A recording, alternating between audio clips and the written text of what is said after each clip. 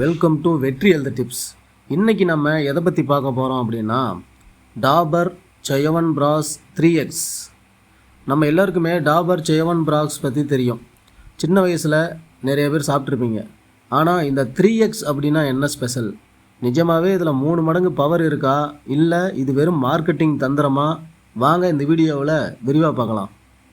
பழைய சயவன்பிராஷுக்கும் இதுக்கும் என்ன வித்தியாசம்னு பார்த்தா, இதில் மெயினாக 3X இம்யூனிட்டி ஆக்ஷன் அப்படின்னு மென்ஷன் பண்ணியிருக்காங்க. அதாவது நெல்லிக்காய், அம்லா கூட இன்னும் சில மூலிகைகளை சேர்த்து நோய் எதிர்ப்பு சக்தியை வேகமாக அதிகரிக்கிறதா சொல்கிறாங்க. இதில் நாவல் பழம், கசகசா போன்ற சில புதிய பொருட்கள் சேர்த்துருக்காங்க. சரி, இப்போ இதோட டேஸ்ட் எப்படி இருக்குன்னு பார்ப்போம். பழைய சயவன்பிராஷை விட இது கொஞ்சம் கெட்டியாக இருக்குது. சுவை கிட்டத்தட்ட அதே மாதிரி தான் இருக்குது. இனிப்பு, புளிப்பு, கொஞ்சம் காரம் கலந்த ஒரு சுவை. ஆனால் கொஞ்சம் ஸ்ட்ராங்கான மூலிகை வாசம் வரும். அந்த காரத்தன்மை இதில் கொஞ்சம் அதிகமாக இருக்கிற மாதிரி தோணுது. சரி, இந்த மருந்து யாருக்கு அப்படின்னு பார்த்தீங்கன்னா, அடிக்கடி சளி, காய்ச்சல் வருதுன்னு நினைக்கிறவங்க, அதிகமாக வேலை பார்த்து களைப்பாக இருக்கிறவங்க, இம்யூனிட்டியை கூட்டணும் அப்படின்னு நினைக்கிறவங்க தாராளமாக இதை ட்ரை பண்ணலாம். ஆனால் சில குறைகளும் இருக்குது. பழைய சயவன்பிராஷை விட இதோட விலை கொஞ்சம் அதிகம்.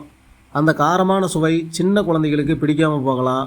சர்க்கரை வியாதி இருக்கிறவங்க இதில் சர்க்கரை அளவு அதிகமாக இருக்கிறதால கொஞ்சம் கவனமாக யூஸ் பண்ணணும். முடிவாக சொல்லணும்னா டாபர் சயவன்பிராஷ் 3X ஒரு நல்ல முயற்சி. பழைய ஃபார்முலாவை கொஞ்சம் அப்டேட் பண்ணியிருக்காங்க. ஆனால் இதில் 3 மடங்கு பவர் இருக்குதுன்னு அடித்து சொல்ல முடியாது. உங்கள் பட்ஜெட் கொஞ்சம் அதிகமாக இருக்குது.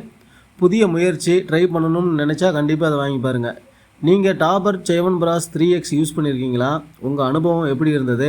கமெண்டில் சொல்லுங்கள். இந்த வீடியோ பிடிச்சிருந்தால் லைக் பண்ணுங்கள். நம்ம சேனலுக்கு சப்ஸ்கிரைப் பண்ணுங்கள். அடுத்த வீடியோவில் பார்ப்போம். நன்றி.